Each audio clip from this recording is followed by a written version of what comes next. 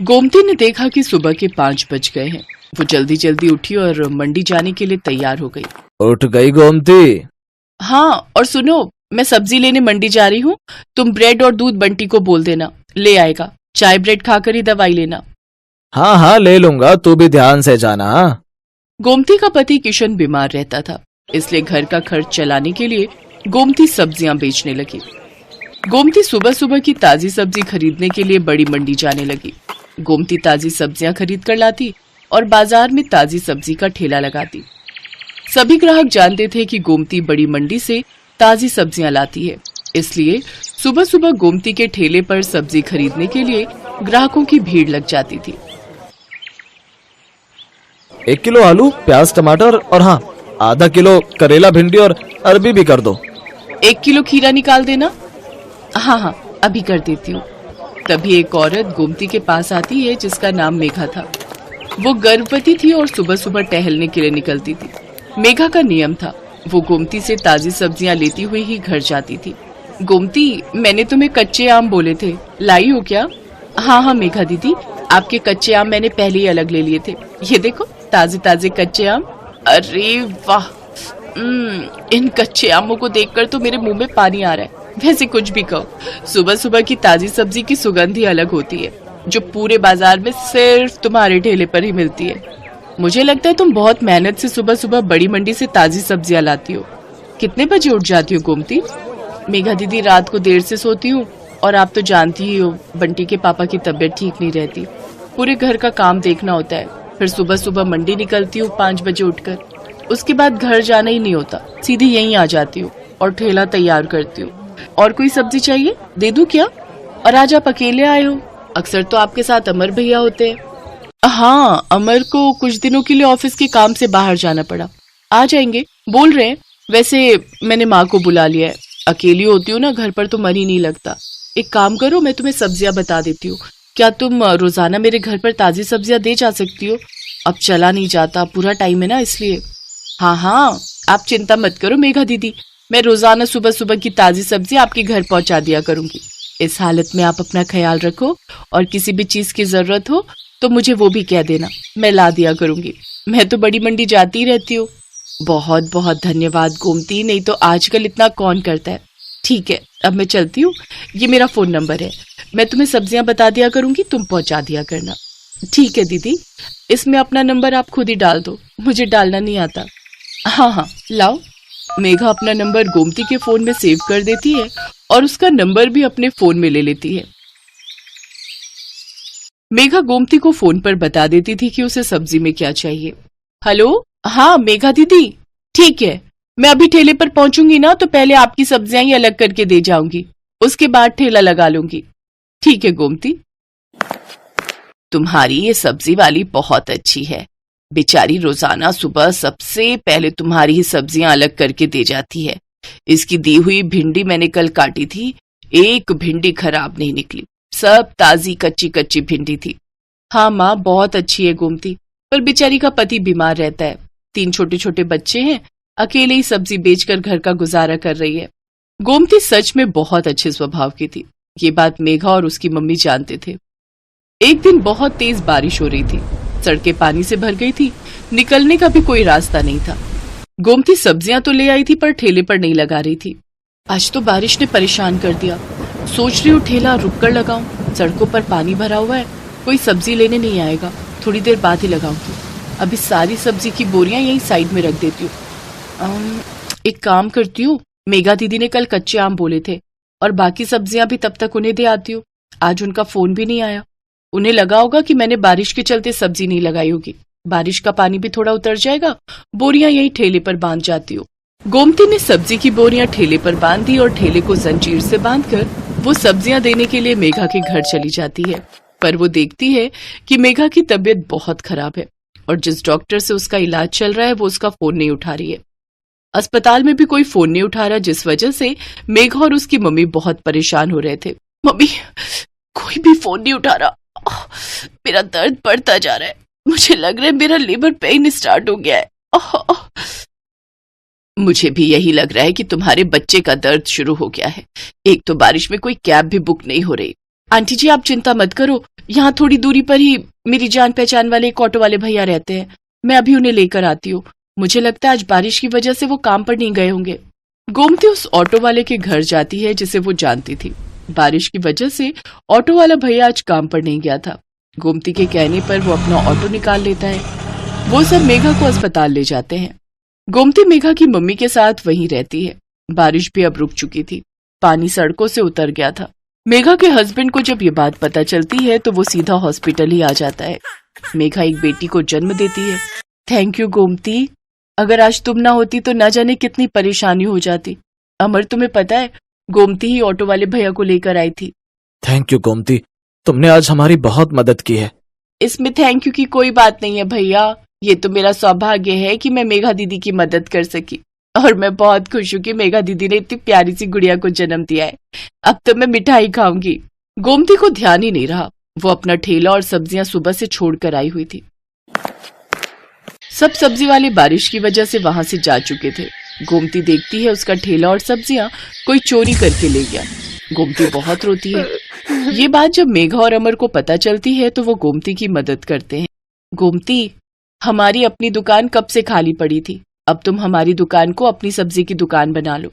अब से तुम दुकान पर बैठकर सब्जी बेचा करो और टेंशन मत लो, हम तुमसे दुकान का कोई किराया नहीं लेंगे। तुम आराम से अपनी सब्जी की दुकान चलाओ। गोमती की आंखों में खुशी के आंसू आ जाते हैं। कुछ समय बाद गोमती का पति किशन भी ठीक हो जाता है। अब वो दोनों मिलकर मेहनत से सब्जी की दुकान चलाने लगे। दुकान बनने की वजह से गोमती के पास और भी ग्राहक बढ़ गए। सब जानते थे कि अगर सुबह सुबह की ताजी सब्जी कहीं मिल सकती है तो सिर्फ गोमती सब्जी वाली की दुकान पर।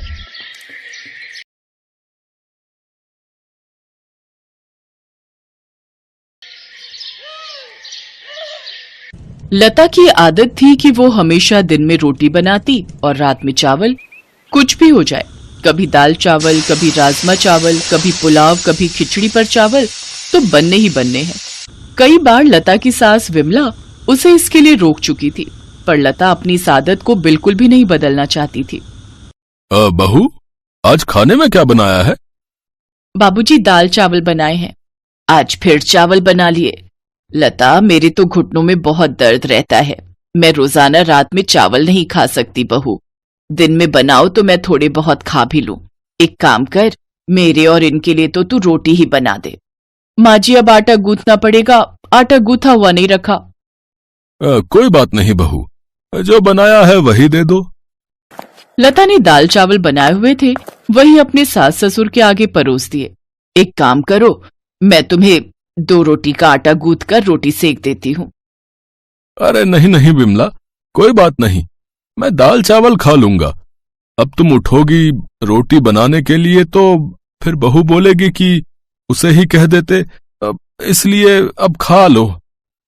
लता की दिन में रोटी रात में चावल की आदत दिन पर दिन बढ़ती जा रही थी। लता, आज तो मेरी ऑफिस की छुट्टी है, एक काम करो, कढ़ी चावल बना लो, बहुत मन हो रहा है।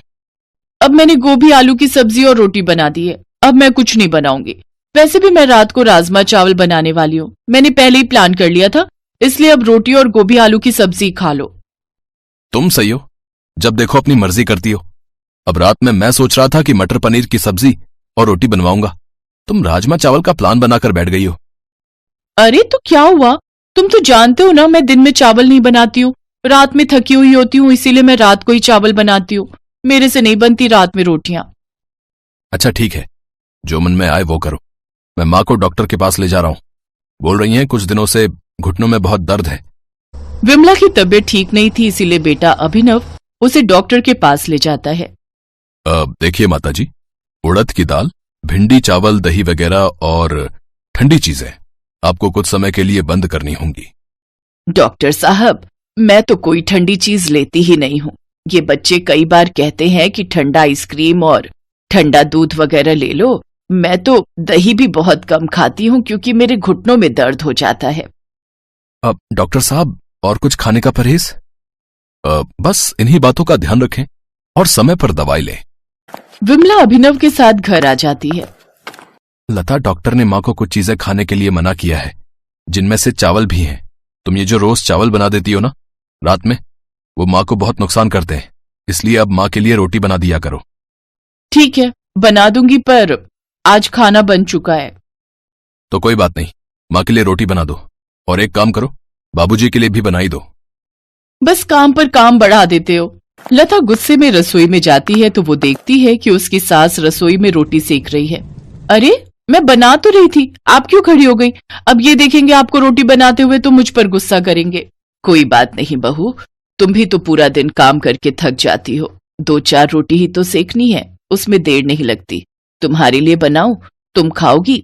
नहीं नहीं, मुझे नहीं खानी, आप अपने लिए और बाबूजी के लिए बना लो, मैं तो चावल ही खाऊंगी। अपना खाना डालकर रसोई से चली जाती है। लता ने अपनी आदत को फिर भी नहीं छोड़ा। दिन में रोटी सब्जी बन जाती तो वो रात में चावल बना लेती। जब उसने देखा कि उसके सास ससुर को तो रोटी ही खानी है, तो उसने अब दिन में ज्यादा रोटी बनानी शुरू कर दी, ताकि रात को उसे फिर से रोटी ना बनानी पड़े और वो चावल खाकर ही रह जाए। माँ जी, रोटी मैंने दोपहर में ही ज्यादा बना दी थी। मुझे पता था आप और बाबूजी रात को रोटी खाते हो, इसलिए मैंने सोच लिया है अब मैं आप लोगों की रोटी दोपहर में ही बना दिया करूंगी। पर बहू, वो तो ठंडी हो गई होगी। अब अरे विमला, कोई बात नहीं, ठंडी है तो उन्हें तवे पर गर्म कर लो, तुमने और मैंने ही तो खानी है। जाओ बहू, तुम अपना खाना खा लो। लता अपने कमरे में चली जाती है। उसके सास ससुर दोपहर की रोटी ही खा लेते हैं। लता अपनी आदत की वजह से अब जब भी रात में चावल बनाती तो अपने सास ससुर की रोटी दोपहर में ही बनाकर रख देती। एक दिन लता अपने कमरे में स्टूल पर चढ़कर ऊपर की अलमारी से कुछ ढूंढ रही थी। कहाँ रख दिया मैंने अपना नया पर्स? यहीं ऊपर अलमारी में ही तो रखा था। भाभी, आराम से, मेज गिर जाएगा, रुको मैं आती हूँ। जितनी देर में काम वाली दौड़ कर जाती, इतनी देर में लता मेज से नीचे गिर चुकी थी। लता की चीख निकल गई। अभिनव और विमला लता को डॉक्टर के पास ले गए। लता की रीढ़ की हड्डी का मांस फट गया, जिस कारण लता को कुछ दिनों का बेड रेस्ट हो गया। माँ, ये लता की सारी दवाइयाँ, अभी अगले हफ्ते बुलाया डॉक्टर ने। बेटा, घबराने की तो कोई बात नहीं है ना? डॉक्टर क्या कह रहा है?